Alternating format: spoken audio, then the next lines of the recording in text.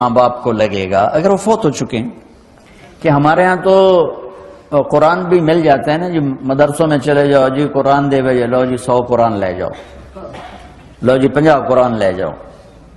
اتنی حماقت ہے.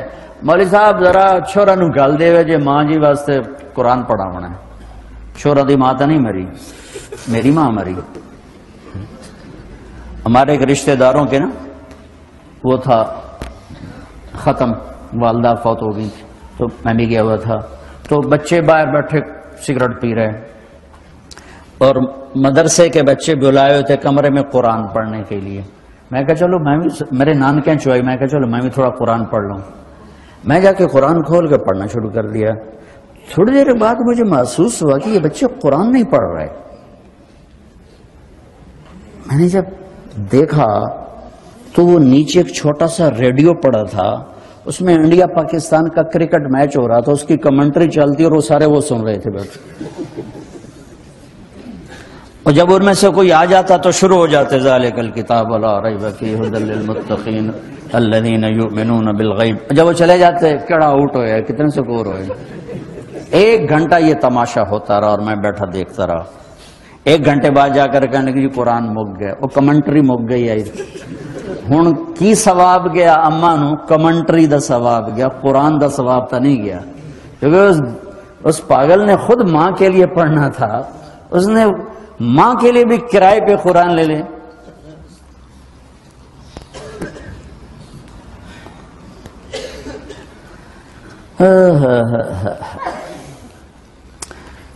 زندہ ہیں دعا لو، مر گئے ہیں ان کے لیے ان کی قبر پہ نہیں جا سکتے ہو. یہاں کی زندگی بہت تیز ہے، کبھی تو جایا کرو، کسی ویکنڈ پہ چلے جایا کرو، کسی اتوار پہ چلے جایا کرو، کسی ہفتے کو چلے جایا کرو، مہینے بعد، 2 مہینے بعد، سال میں 1 دفعہ سے، کہ یہ ان کا حق ہے، ان کا حق ہے. اور ابن القیم رحمت اللہ علیہ نے ایک واقعہ لکھا ہے کہ عبداللہ بن مطرف رحمت اللہ علیہ نے خواب دیکھا کہ قبریں پھٹیں اور لوگ نکلے اور کوئی چیز ایسے اٹھا رہے ہیں، ایسے اٹھا رہے ہیں، ایسے اٹھا رہے ہیں. ایک آدمی نکلا اور جا کر ایک درخت سے ٹیک لگا کے بیٹھ گیا. یہ اس کے پاس جا کر کہتے ہیں بھئی آپ کون لوگ ہو؟ وہ کہتے ہیں ہم ایمان والے ہیں. کہ یہ کیا ہو رہا ہے؟ کہ جو رشتہ دار ثواب بھیجتے ہیں یہ وہ اکٹھا کر رہے ہیں. کہ تم کیوں نہیں اکٹھا کر رہے ہو؟ کہ میرا بیٹا حافظ قرآن ہے، 1 قرآن روزانہ ختم کر کے مجھے بھیج دیتا ہے تو میں نے پرچون دی لوڑ نہیں رہ جاندی، میرا تھوک دا کام. کہ تیرا بیٹا کیا کرتا ہے؟ کہ اس کی مٹھائی کی دکان ہے بازار میں. آنکھ کھل گئی، صبح ہوئی تو پہنچ گئے، بازار کھلا، دیکھا تو ایک نوجوان بیٹھا ہوا اور مٹھائی بیچ رہا اور ہونٹ ہل رہے ہیں. پہلے اس کو چیک کرتے رہے، پھر اس کے پاس آئے، بیٹا تیرا نام کیا ہے؟ وہی نام تھا جو خواب میں سنا. یہ کیا پڑھ رہے ہو؟ کہ جو قرآن پڑھ رہا ہوں. کتنا پڑھتے ہو؟ 1 ختم روزانہ پڑھتے ہو. کیا کرتے ہو؟ کہ والد کو ایصال ثواب کرتا ہوں. کیا اتنی مشقت کیوں اٹھاتے ہو؟ کہ وہ میرے لیے بہت کچھ چھوڑ گیا، میں چاہتا ہوں میں بھی اس کے لیے کچھ حصہ بنتا رہوں. تو یہ والدین کے حقوق میں سے ہے کہ اگر وہ چلے گئے ہیں ان کے لیے ایصال ثواب کرو. ہمارے نا ایک فیملی تھی، 22 سال سے ان کے گھر میں مجرا بھی ہوتا تھا، جوا بھی ہوتا تھا. تو میں نے سلام دعا بڑھائی اور ایسا ایسا اللہ نے فضل فرمایا، سارے توبہ کر گئے. تو کہنے کہ ہمیں حج پہ لے چلو. میں حج پہ لے گیا. یہ 92 کی بات. تو میں مینا میں سویا ہوا تھا تو میں نے ان کے باپ کو میں نے خواب میں دیکھا تاکہ میرے بیٹوں کو کہہ دیں کہ تمہاری نیکیاں مجھے پہنچنا شروع ہو. یہ میں نے دیکھا کہ میرے بچوں کو بتا دیں کہ تمہاری نیکی پیدا کیا ہے. یہ کتنا بڑا اہم سوال ہے. کس نے پیدا کیا ہے؟ کیوں آگے؟ کیوں مر جاتے ہیں؟ مر کے کہاں چلے جاتے ہیں؟ بھاگ دوڑ لگی ہوئی ہے کمائیوں کی، کماتے کماتے کماتے کماتے ایک دم سب چھوڑا اور جا کر قبر میں سو گئے. جس سے میتھمیٹک کا قاعدہ ہے کہ بڑے سے بڑے عدد کو 0 سے ضرب دو تو وہ 0 ہو جاتا ہے. 1 ملین انٹو 0 0 اور 1 بلین انٹو 0 0 اور 1 ٹریلین انٹو 0 0. تو بھائیو، جو کچھ آپ بناؤ گے یا میں بناؤں گا، جو کچھ آپ کماؤ گے یا میں کماؤں گا، جب یہ موت سے ضرب کھائے گا تو 0 ہو جائے گا.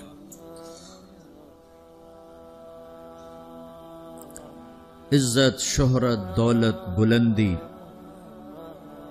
انٹو موت 0. گمنامی، فقر، ذلت، پستی موت سے ضرب 0. حکومت، وزارت، صدارت موت سے ضرب لگی 0. جھونپڑا، بیماری، غربت ضرب موت 0.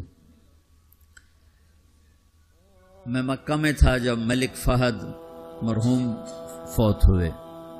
ملک فہد کی بڑی خدمت ہے مسجد نبوی اور حرم کے لیے. تو عصر کے بعد جنازہ تھا غائبانہ، تو وہاں اعلان ہوتا ہے الصلاۃ علی المیت.